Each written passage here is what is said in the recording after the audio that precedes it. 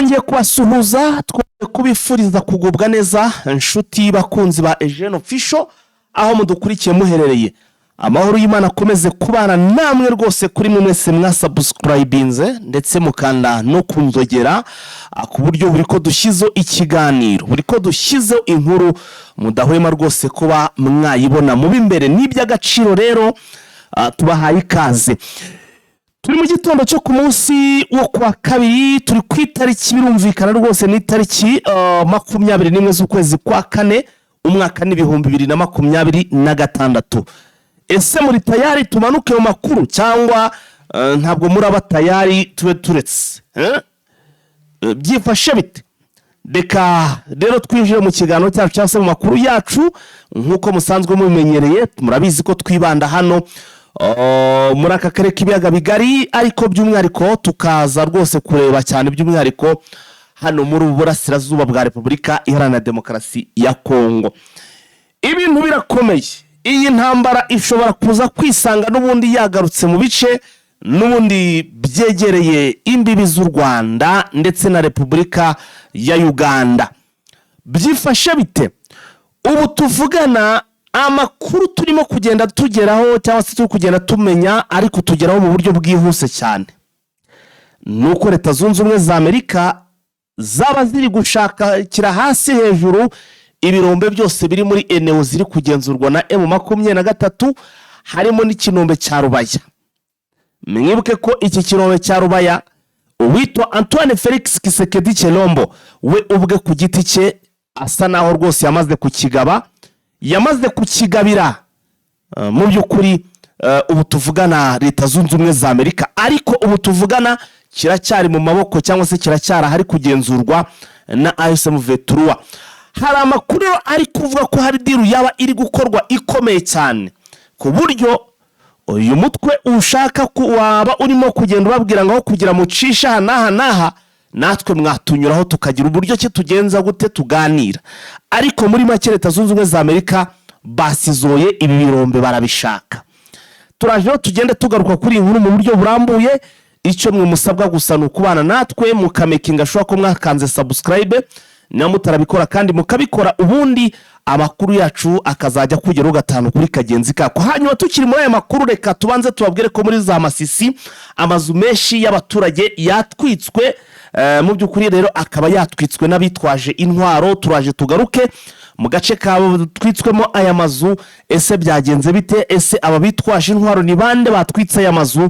Nyamuneka ntuze gucikwa muri iki kiganiro cyacu, urasabwa kubana natwe mu by'ukuri kububi cyangwa se kubishoboka byose.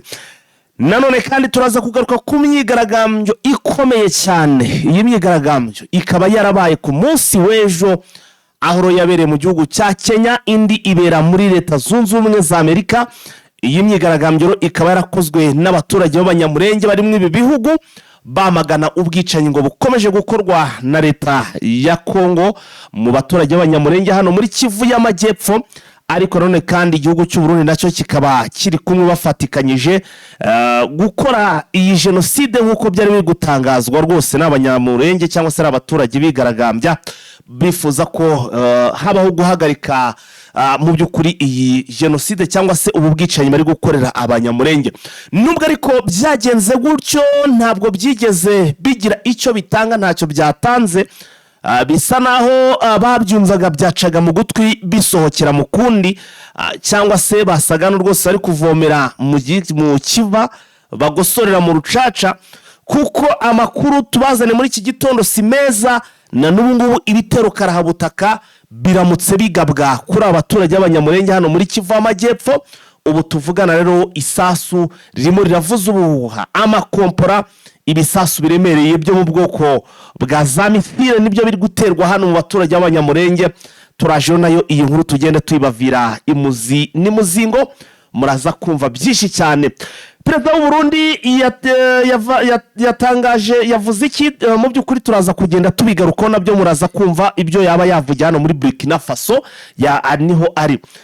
Reka wenda tubanze dutumikire gato abadutumye, ubundi duhite twigarukira n'amakuru mu buryo burambuye. Nyaboneka ntimuze gucikwa, ibintu bimeze neza cyane muri iki gitondo. Nandi makuru tudashyize mu mfunyapfunye turaje tuyabagezeho. Promosiyo ihoraho rwose. Twifuje ko impera z'uku kwezi kwa kane n'ukwezi kwa gatanu kose abantu mutugana mu rwego rwo kubafasha kugira ubuzima bwiza, tubahaye serivisi y'10% kuri za produit zacu mufata zinyuranye, kugira ngo dukumire uburwayi hakiri kare rwose, hatazagira umuntu wongera kugorwa no kugura umuti w'iwacu uri natirere, dore ko mwese mwamaze kumenya ibanga ryayo. Ubujyanama rwose nabwo turabubageneye, ntagire umuntu uzongera kurembywa n'indwara ya diyabete, umuvuduko, prostate, indwara z'abagabo zituma batagenda neza mu gikorwa cy'abashakanye, ibibazo by'ubugumba, kutabyara, na za ndwara zitandukanye nka mibe n'igifu, hemorrhoide n'izindi. So ubwo rero muri Amerika muribuka ko tuhafite umuntu wo kubafasha, i Burayi, Canada, Australia n'ibindi bihugu bya Afurika bitandukanye. Iposita na DHL icyo bibereyeho, naho igoma mu mujyi dufite ishami, i Gisenyi dufite ishami mu mujyi, Kimironko ku isoko inyuma y'isoko ujya 12 tukaba tuhakorera. Nimero ni akamenyetso ko gutanya 250 78299 0576. Yes, nizere rero ko mwamaze kwa mukora kuri like mwese mudukurikira ndetse mukunda n'ibiganiro byacu. Aka kanya rero ni mutwemere twinjire muri operation ikomeye cyane, aho ibintu byakomeje kugenda biba ibindi. Reka amakuru yacu tuyahere hano muri Kivu y'Amajyaruguru, kuri diru ikomeye cyane irimo gukorwa. Ndababwiza ukuri, AFC/M23 nayo nubwo Kinshasa ibifuza ko yava mu bice cyangwa se Leta Zunze Ubumwe zabafasha, Leta Zunze Ubumwe za Amerika zabafasha bakavana M23 muri ibi bice, ni nako M23 nayo ntabwo ishaka kurekura ibi bice. Ibi bice ntabwo M23 nayo ishaka kubitakaza. Nuvuga ngo aho bigeze noneho hatangiye kubaho ku mpande zombi icyo bita gushora. Wenda usibye Leta Zunze Ubumwe za Amerika ishobora gushora, ikaba yanashyiramo n'amafaranga, ikagereka n'amafaranga, ariko by'umwihariko cyane igasheta ibi birombe, M23 yo irashora kwiyizera, cyangwa se yizeye igisirikare cyayo nicyo kishoro cya mbere. Icya kabiri nayo igashora iki irimo gushora nayo ibingibi n'ubundi biri muri ubutaka bw'iki gihugu, kuko n'ubundi na Gisekedi nibyo ashora, ari nabyo bituma akomeza gutsimbarara kugira ngo arwane. Ariko nanone kandi ku ruhande rumwe M23 ikashora muri iyo deal cyangwa se muri iyo game, muri iyo gahunda, ariko igashukura n'ibishoboka byose kugira ngo niba ishigiye mu izo gahunda n'abaturage ba hano muri Kivu y'Amajyepfo n'Amajyaruguru bagire bute, babone inyungu. Muri make igihugu, abanyagihugu babone iki, babonemo inyungu. Nuvuga ngo M23 makuru turi kugenda ducakira nyuma uko Gisekedi ahayemo impano iki kirombe cya Rubaya. Trump nawe yabigize seriye, iki kirombe aragishaka. Kugishakiro nta kundi, kandi iki kirombe gifite abagicukura hano muri zi eneo za M23. Urumva ko nava ko ari ibintu bibiri bitandukanye. Muri make igihe M23 ishaka kugitsimbaraho cyangwa se gutsaba ikireho bakakomeza kugicukura, biraza gutuma Trump yimanukira n'umujinya, cyangwa se n'iki byose n'abasirikare baze kugishakisha uburyo ki bashobora kuba basubisubiza mu maboko ya leta ku ngufu.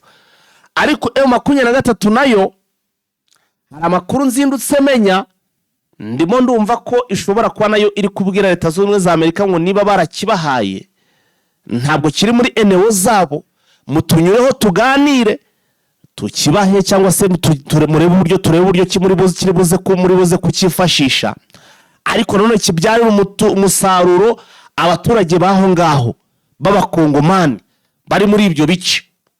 Muri make ndikinjirize Leta Zunze Ubumwe za Amerika, ariko n'abakongomani bari aha ngaha muri Kivu nabo bagira iki, babone inyungu zihaturutse. M23 kavuga iti nuko bimeze, niba mubyemera muraza tuganire.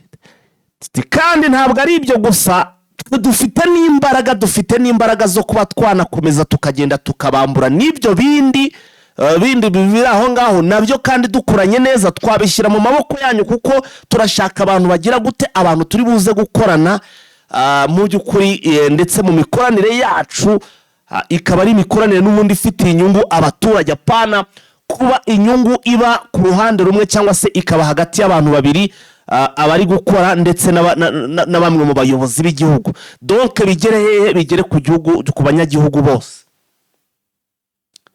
Ubu noneho bigeze Leta Zunze Ubumwe za Amerika uko ndimo ndabibona basa no bari muki, basa no bari mu rungabangabo. Baribaza niba bari bukorane na ASM23 cyangwa se n'abari Trump ari buze gukorana na Kisekedi, ari bukomezanye na Kisekedi we nta yindi deal ari gushora kuko urugamba nibyo birombe ntashoboye kubirinda. We arashobora gusiba ibirombe akavuga ati mudufashe. None M23 yatangiye kugenda imukubitira icyo bita uruhenu, yo iravuga iti n'ibindi birombe hirya no hino twe dufite ubushobozi bwo kubyambura ndetse tukabicungira umutekano, akazi kagakorwa neza, hanyuma mu by'ukuri igihugu kikaba cyabona iterambere cyangwa se ibice turi kugenzura bikaba byagira iterambere. Ubu rero witwa Donald Trump nyuma yo kurwana n'ibibazo by'umuhura Hormuz, hanyuma noneho makuru dufite nuko ubu n'ikibazo cy'iribuye ry'agaciro rya hano muri Repubulika ya Demokarasi ya Kongo nacyo cyatangiye kugira ute, cyatangiye kugenda kimutawanya. Ibibazo byamubanye ibibazo. Ubwo rero nababwira ko impande zombi baracyahanganye muri diplomasi, ariko bigendanye n'iki, bigendanye n'amadiru. Ubwo uri buze gutsinda vuba aha turatangira kumva umwoto uri kwaka. Igihe Leta Zunze Ubumwe za Amerika zakwemera gukorana na leta ya Kinshasa, M23 sinzi ko yababwira ngo muze mushikire gutyo, bagomba kuhafata cyangwa se agomba kuza kuhacukura, ariko babanje kugira ute, bagobanje gukunyura kuri M23 bakayihakura kugira ngo bagenze gute, babanze kuhagenzura. Kuhabakura usubwa ngo muhave nk'ibyo twagiye tubona hano muri za Uvira ndetse na za Warikare, aha ni muri za Masisi n'imbunda. Igihe Leta Zunze Ubumwe za Amerika zakwemera gukorana na M23, ubwo barahita batangira kwagura, bakomereze za Warikare no hari ibirombe byinshi, ibyo birombe babyambure amasosiyete abifite, nabyo bitangire byunjirize igihugu, bitangire bibyara umusaruro abanyagihugu. Harimo rero no kugira ute, harimo no kuba bagira gutya rwose bakaba bakorana, bakabona nyine uburyo ki donc binjiza ku ruhande rwabo, ariko naho impande zombi zikagira inyungu. Nuko deal imeze. Ndetse n'ikindi kimenyetso simusiga gihari, munamenye ko ibi bintu,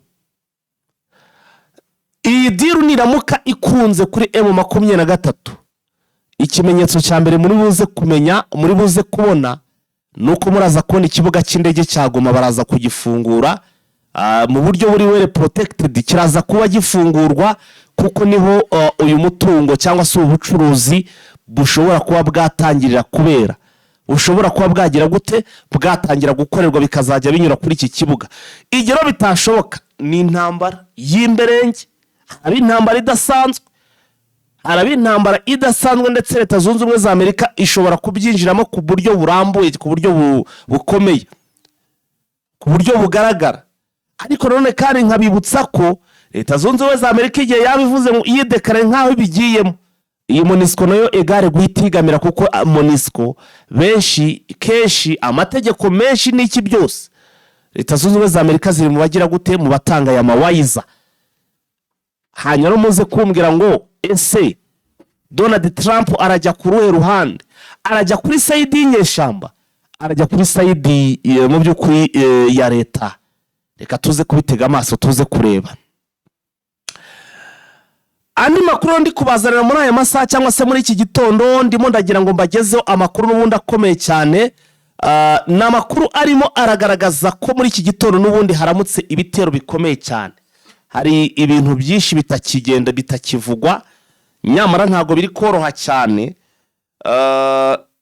Ndimo ndakira amakuru avuga ko uyu mugabo noneho ndavuga uyu nguyu Antoine ni Evariste Ndayishimiye Prito, uyu mugabo ngo haba hari deal yaba yagiyemo yo gusaba, yatangiye donc gusabira igihugu cya Repubulika ya Demokarasi ya Kongo ubufasha. Uyu mugabo je akaba arafugiriye uruzinduko muri Burkina Faso, yagiranye ikiganiro na perezida w'iki gihugu Traoré, ariko noneho ngo yamusabye ko rwose niba hari ubufasha ibyo yakora ngo yabafasha kugira ngo mu by'ukuri ngo donke uyu mugabo abe yafasha n'ubundi Repubulika ya Demokarasi ya Kongo muri iyi ntambara. Bazaho umugabo ajya gusabira undi mugenzi w'ikindi gihugu ubufasha. Hari byinshi bagiye baganira, ariko Ibrahim Traoré bagiye basaba kenshi ko yabafasha. Uyu mugabo nawe basanze yaramaze kumenya impamvu donc y'imirwano cyangwa se y'intambara iri muri Burasirazuba bwa Repubulika ya Demokarasi ya Kongo. Ariyo mpamvu kugeza ubu ibintu byarakomeye, intambara zikomeje kugenda zica ibintu hirya no hino. Turebye nuza kureba ibiri kuba hano mu Banyamurenge, ubu amakuru ari kugenda tugeraho, my friends,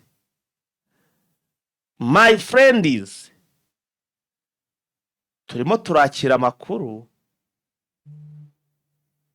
aturuka i Murenge ko muri iki gitondo icyitwa drone n'ubundi cyaramutse kigira gute kirasa, ndetse na za suko ndabona nazo bavuga ko zarashe hano mu Murenge. Ibintu bimeze nabi, isasu rimwe riravuza ubuhuha, isasu rimeze nabi hano i Murenge.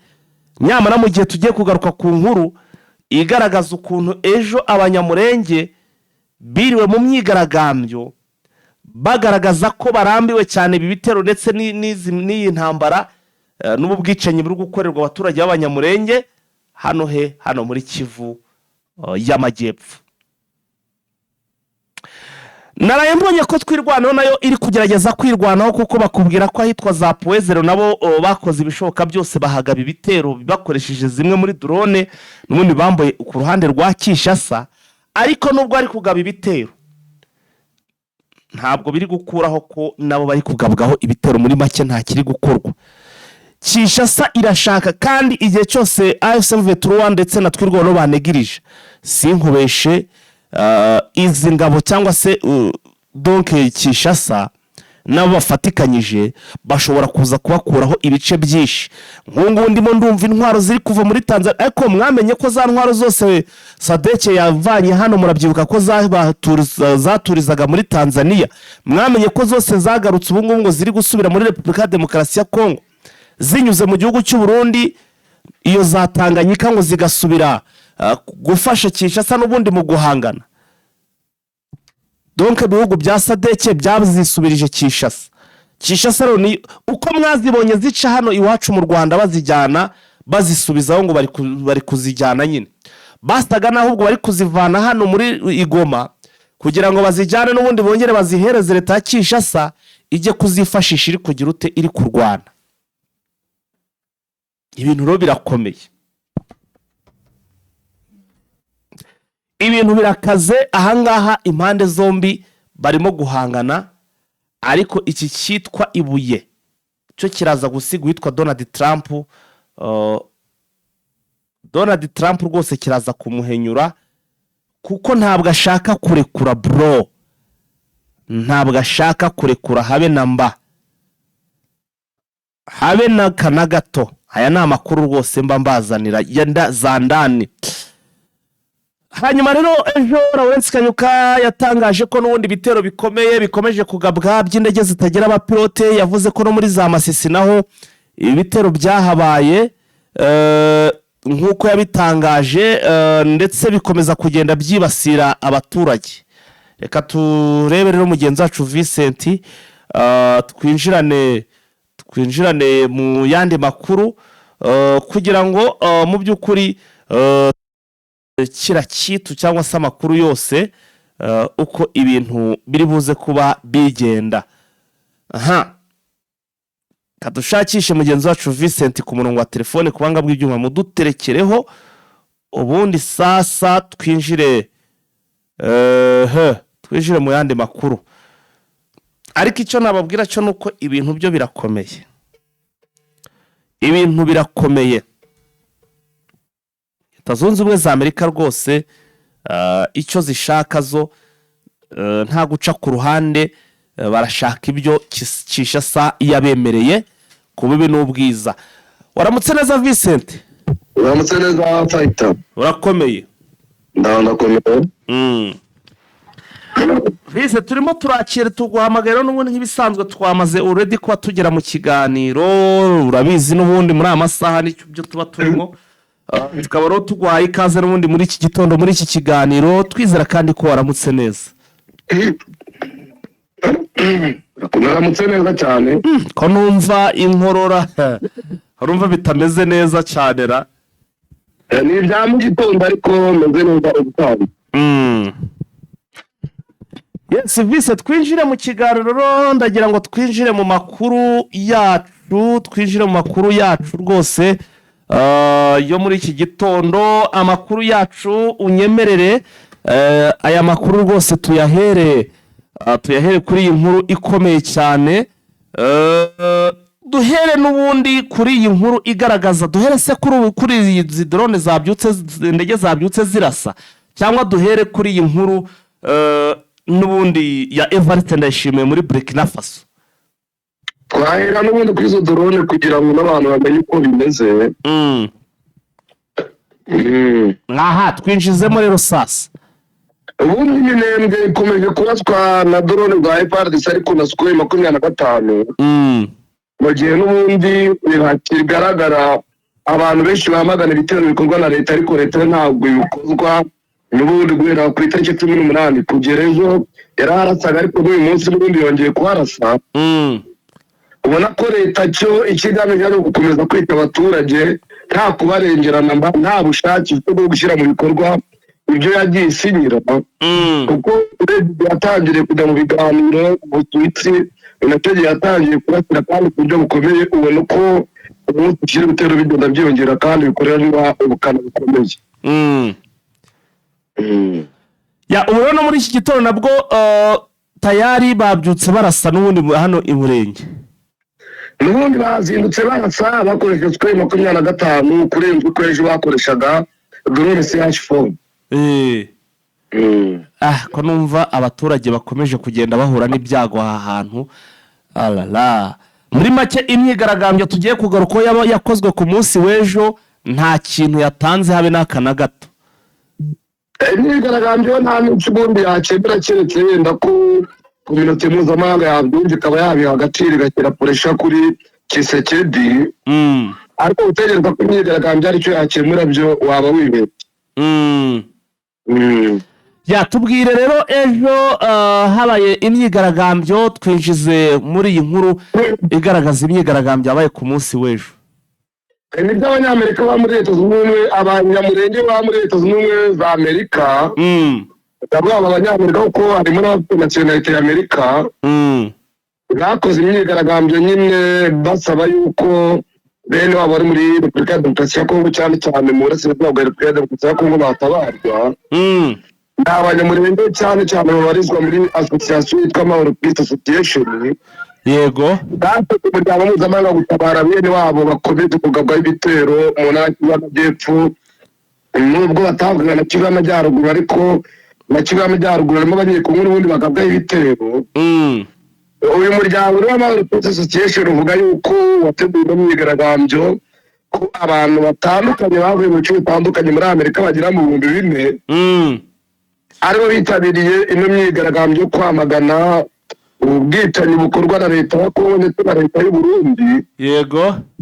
Bakavuga yuko cyane cyane Abanyamurenge bari muri komune Minembwe no mu bice by'imisozi miremire ya Kivu y'Amajyepfo bakomeje kwitwa. Bo baravuga bati binyuze rero mu bufatanye bw'imitwe yitwaje intwaro ndetse na leta y'u Burundi na leta ya Kongo, bakomeje kugaba ibitero bikomeye kandi bitana ubuzima bw'inzirakarengane mu bice bitandukanye bya Minembwe.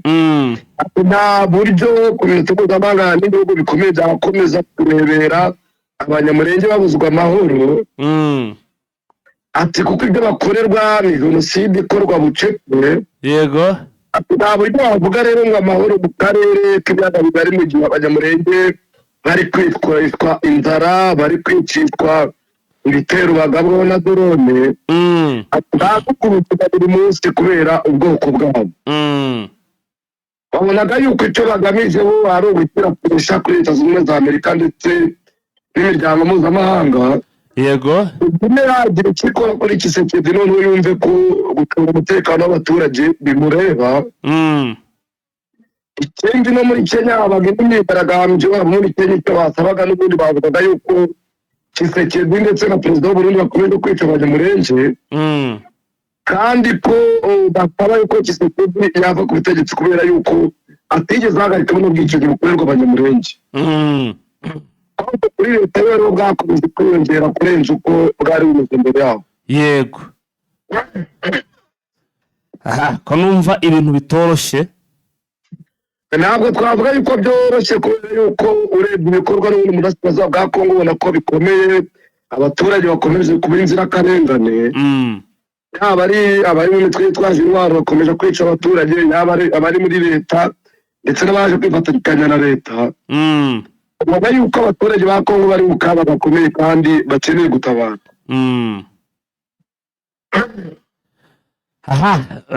Ubwo yaje ikurikira imwe yo muri Kenya. Muri Kenya n'ubundi yo yabaye mu masaha mu gitondo kubera ko amasaha ya Kenya no muri Amerika ntabwo ahura. Urumva yabaye mu masaha ya saa 5 muri Kenya, mu gihe muri Amerika yabaye mu masaha 11. Yego. Ngayo nguko kabisa. Niko ibintu byifashe. Reka tuve muri iyi nkuru tujye no mu yandi makuru kuko amakuru yo ni menshi cyane. Reka rero twigarukire muri za Masisi. Amasisi rero amazu menshi y'abaturage ngo yasenwe n'abitwaje intwaro. Ibyo za Masisi imitwe itwaje intwaro itandukanye yatwitse amazu menshi y'abaturage. Ariko kugera isaha yaramenyekana nyirizina umutwe w'abatwite ari amazu, abantu bamwe bagaragaza yuko ashobora kuba ari umutwe wa Wazalendo, abantu bagaragaza yuko yaba ari FDLR. Yego. Ariko bitandukanye FDLR na Wazalendo ni ibintu bidashoboka. Ni byabaye rero mu gace bita Shasha, n'amazu y'ubucuruzi yatwitswe. Ariko kuba yatwitswe mbere y'uko babanje mu bitaro by'uko byagaragaza kuri mu kano gace. Ni amazu yaraherereye muri lokalite bita Kituza muri Rupama ya Mutanga. Bakagaragaza yuko ibyo byose byateye abaturage ubwoba, bakagaragaza yuko imitwe itandukanye ikunda kwibasira kano gace mu baturage ndetse no kubagirira nabi. Yego. Urabizi yuko kano gace n'ubundi kamaze kuba kontrolwa na AFC 23, ariko kugera isaha ntabwo irabitangazaho. Yego.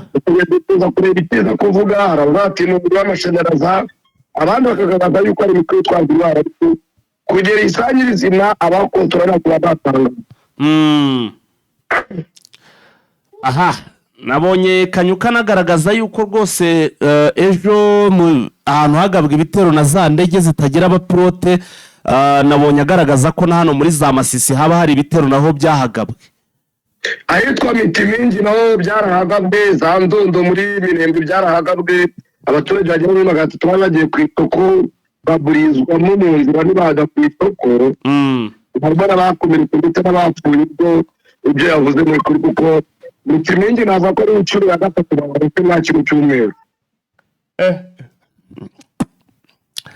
Ariko vise bimeze ishusho ubu ihagaze ite ugereranije uko ibintu byari bimeze na nko muri 2025 muri bino bice bya za Masisi yewe na muri Kivu Amajyepfo we na nko mu mezi turebye nk'amezi 7 ashize, uburebye uko situation ihagaze ugereranyije n'ubu ngubu byifashe bitubundi muri ibi bice?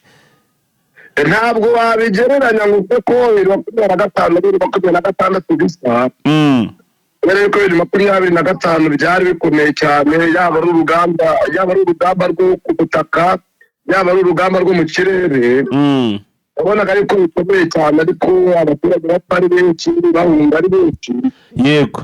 Ntabwo wabigereranya n'ubu ngubu rero hatangiye kugaragara umutekano n'ubwo bino bitero bakifashuma bitabura. Yego. Kuko umutekano urahari, abaturage bapfa ntabwo bangana n'abapfaga. Bitewe no gutanga uyu munsi ziriya ndege ziza zikarasa bagakomereka, apfaga kumwe cyangwa babiri yego ariko turagiye hapfaga abaturage 100 20 30 ubu ntabwo icyaje abaturage bahungaga ari benshi bakamara amezi batagarutse ariko ubu barahunga ibindi barahunga amasaha make bakongera basubira gukora control. aha ubwo urumva ko gake gake uko iminsi igenda yicuma hari bigenda bihinduka ku bigendanye n'umutekano. Hari bigenda bihinduka ntabwo wavuga yuko ibintu bigisa nk'uko byasaga umwaka washize.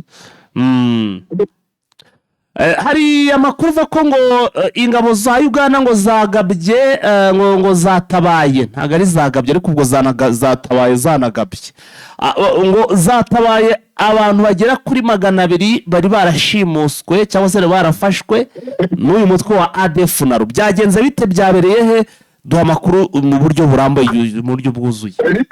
Igisirikare cya Uganda cyatangaje yuko mu bikorwa cyakoze byo kurwanya umutwe w'iterabwoba wa ADF nabona uburasirazuba bwa Repubulika ya Demokarasi ya Kongo nyine zahawe abaturage bagera muri 200 uyu mutwe wari waracimbutse Uganda turavuga yuko iki gikorwa cyakoze ku itariki 10 z'ukwezi kwa kane umwaka 2026 yego bakagikora bagabitera mu gace ka Ituri ni ahantu hari umugezi witwa Ituri mu ntara ya Ituri n'ubundi yego bakaba baragabye ibitero mu gice kirimo umuyobozi wa ADF witwa Tebagara uzwi nka Muzehe Meya.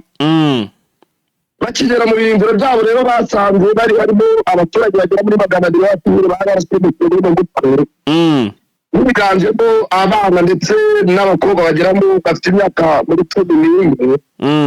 Bamwe mu babohowe rero bavuze yuko bakoreshwaga imirimo y'agahato bakicishwa inzara bagakubitwa mu gihe ibyo babategetse gukora batabikoze. Yego itagaragaza rero nuko uno mutwe watsendeye abarwanya ariyo barafatwa abandi barikora nutaho urabona uko urwara abaturage bagera muri 200 uko byatangajwe n'igisirikare cya Uganda. Yego ariko bakagaragaza yuko mu kwezi kwa Gatatu ADF bakomeje kwigaba ibiciro mu bice bitandukanye kandi bakajya bahura abaturage batandukanye babanje bafite mu mutwe. Ya ndumva ibintu rwose bitoroshye naka na gato pe. Uyu mutwe wa ADF umaze gukura n'ingorane gabatubije gushyiramo imbaraga ubona yuko nazagira bakawucongoza. Aha ibintu birakomeye rwose. Ibintu birakomeye niba ari uko nguko bigeze. Andi makuru se katugaruke wenda kuri yindi nkuru igaruka hano za Beni ngaho ngo umuyobozi wa MONUSCO yasuye aha hantu za Beni. Byagenze bite by'uru ruzinduko cyangwa se kugusura uyu mugabo wa MONUSCO bwageraga hano muri Beni? Nibyo umuyobozi wa MONUSCO yagiye muri Beni kubona na guverineri wa Nord Kivu Tsomoka Kure Evariste. Urugendo yakoreye akavuga yuko ari urugendo rugamije ubutabazi ndetse no kurengera abasivile nk'uko yabitangaje. Yego akavuga yuko muri gahunda yiwe nk'uko itawe na UN yaje nakirangije mu buryo kugira ngo aganire na guverineri Tsomoka Kure ku bigendanye n'ubufatanye mu gutabara abaturage ndetse no kurinda abasivile kuko MONUSCO ariyo gahunda yawe. Akaba akoze n'urugendo mu gihe kingana hafi n'ibyumweru 3 yari amaze muri Repubulika ya Kongo akaba yavuye icisha azanye na hano kugira ngo aganire Tsomoka Kure uburyo bakubwira gufasha abaturage cyane cyane bagiye bava mu byabo kubera intambara y'icyameje AFC 23 ndetse na leta cy'u. Ndetse tugezeho update tukatugumwanya tugezeho na update zindi wategura abakunze Jero Fisho. Yenda kambi y'urundi ku rugendo rwa bategaciye muri Burkina Faso. Ngira ngo babone ko banamuhaye tabeli woko. Abantu benshi bari kwibaza niba arayitwara mu nzira agendamo niba arayitegera indege yayo cyangwa niba yirindayo nyine byayoberanye. Yego sinzi nawe gutekereza kuri ibyo bintu niba arayirira cyangwa akayigurisha sinzi ariko ntabwo umuntu yaguha itungo ngo uve yuriririye n'ubundi ubwo muri make ni ikintu aba yaguhe ngo kigomba kugera mu gihugu iwawe, muri make ugomba kumwibukira, bivuze ngo ntabwo agomba ari ikintu cyo kurya. barayitegera ubwenge yayo se arajyana nayo da cyangwa bayikoreye. Noneho ikindi urabona ko inkoko bamuhaye ni isake, bivuze ngo barashaka kugira ngo iyi sake igende ishonda inkoko z'indundi. Noneho mu by'ukuri inkoko z'indundi zivange n'inkoko za Burkina Faso. Muri make umubano nyine ugende donke ni nko kugira umubano nyine ni nko gutsura umubano, cyangwa ujye umubyutsa. uzajya umubyutsa rwose kare. Habona ukuntu ayobora n'uyu muryango wa Union Africaine.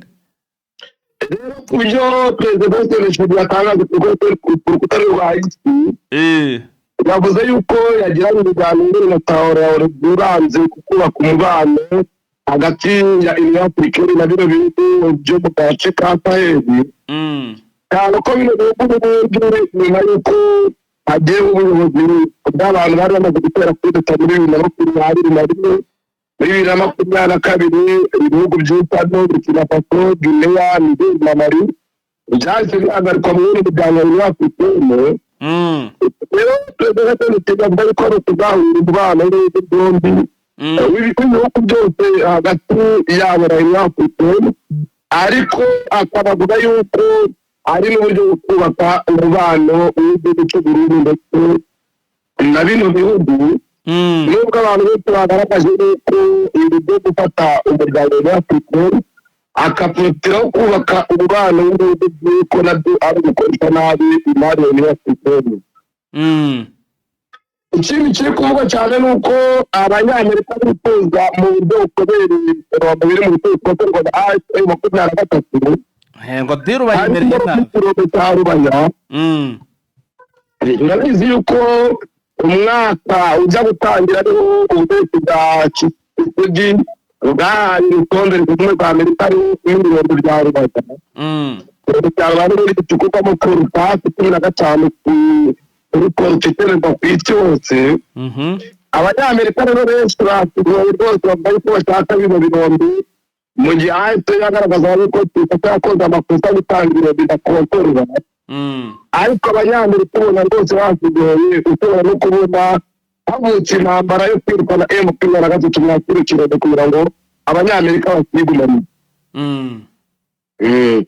Ikindi kivuga muri Repubulika ya Demokarasi ya Kongo ni uko ubutegetsi bwa Repubulika ya Demokarasi ya Kongo bwatangiye gutanga ibitekerezo bigamije kubura ibitekerezo bya Kongo. Ibi ni byatangajwe n'umunyamabanga mukuru w'ishyaka RPF, yavuze yuko abanyekongo batoye Tshisekedi batamutoranye manda wo bamutoye kugira bakemure ibibazo biri muri Kongo. Uko ariyo mpamvu ataba abaturage ko bashyigikira Tshisekedi none yo gushinga rigahinduka ryamara guhinduka kubera manda ya gatatu. Ariko n'umunyamabanga w'iyo patiri na Profeseri André Bata nawe yavuze yuko asaba abanyamadini, asaba amasosiyete sivile ndetse n'abaturage yuko bashyigikira umushinga wo guhindura itegeko nshinga. Rero Tshisekedi atabona manda ya gatatu mu buryo bwo kumufasha gukemura ibibazo biri muri Kongo. Ariko atavuga rumwe n'ubutegetsi bwe bakagaragaza yuko Tshisekedi arimo akora binyuranyije n'itegeko kuko itegeko nshinga rivuga yuko ntawe ukwiye kurenza manda ebyiri. Ubutari uko iri tegeko nshinga ryavuye muri 2006 nyuma y'amasezerano yari yabaye muri Afurika y'Epfo yahuzaga abari mu mitwe yitwaje intwaro ndetse n'abari ku butegetsi bwa AFDL, byanavuyemo ko hahise hakorwa itegeko nshinga bivuga yuko manda zidakwiye kurenga imyaka 2.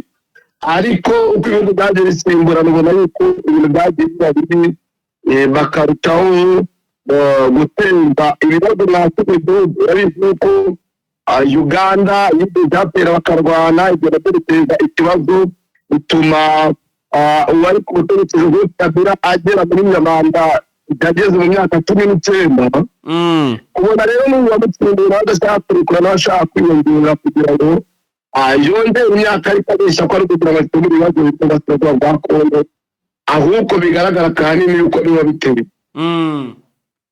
ikindi kivuga muri Kongo ni uko hari amatangazo yagaragaye yuko leta ya Kongo yasabye inkunga mu muryango mpuzamahanga wita ku bimukira kugira ngo hafashwe abimukira 15 bavuye muri Leta Zunze Ubumwe za Amerika.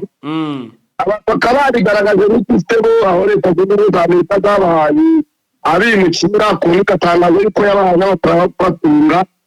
Bamwe mu bakurikiranira hafi politiki ya Kongo bagaragaje yuko Tshisekedi yabeshye ko nta mafaranga babahaye kuko ari uburyo bwo kugira ngo babone ubutegetsi byakiriye bari abimukira ntacyo babaha ko ari bari kwita mu miryango itandukanye asaba ubufasha bw'ubutabazi bwabo n'ubwimukira.